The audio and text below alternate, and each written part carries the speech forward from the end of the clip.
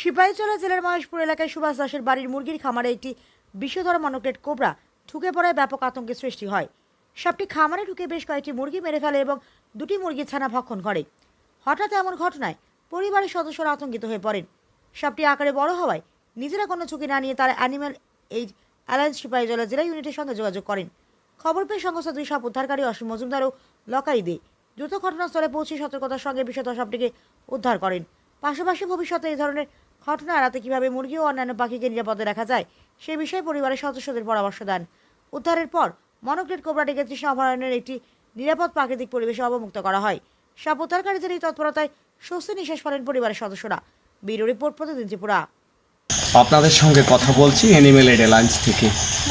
আপনারা দেখেছেন কিছুক্ষণ পূর্বে উত্তর মহেশপুরের যে বাড়ি থেকে ওনাদের সঙ্গে কথা বলবো, ওনাদের মুরগির ঘর থেকে একটি মনোক্লেট কোবরা উদ্ধার করেছে এবং সে বেশ কয়েকটি মুরগির বাচ্চা খেয়ে নিয়েছিল।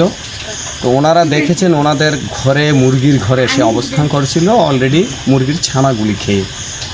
ওকে উদ্ধার করেছি, কিছুক্ষণের মধ্যে তাকে তার একটি উপযুক্ত স্থানে রিলিজও করে দেব। যাদের বাড়ি থেকে এই মনোক্লেট কোবরাটিকে উদ্ধার করেছি ওনাদের সঙ্গে একটু কথা বলবেন, নামটা জানতে চাইব। ভাইয়ের নামটা? আমার নাম সুভাষ চন্দ্র দাস। আর এই জায়গাটা? এটা মধ্যপাড়া, উত্তর মহেশপুর। উত্তর মহেশপুর মধ্যপাড়া। সাপটি দেখেছিল কি তোমার মিসেসে? আমার মিসেসে প্রথম দেখেছিল। তারপর সাপটি এখন উদ্ধার করে নিয়েছি, তোমরা নিরাপত্তা বোধ করছো তো? নিরাপত্তা বোধ, অনেকটা স্বস্তি।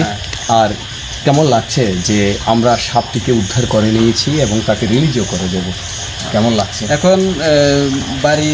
বাড়ির মধ্যে তো এখনও প্রচুর বাচ্চা টাচ্চা আছে, ভাই ভাতিজি আছে, তাদের নিরাপত্তার কথা চিন্তা করে এখন খুব ভালো লাগছে এবং শান্তিও লাগছে। আর অ্যানিম্যাল এইড অ্যালায়েন্সের জন্য কিছু বলবে ভাই?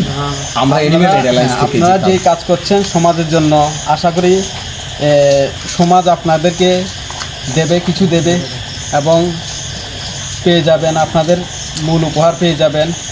আপনারা এভাবে করতে থাকুন, ভগবান প্রদত্ত উপহার আপনাদের জন্য অপেক্ষা করছে। এটাই আমার শেষ কথা।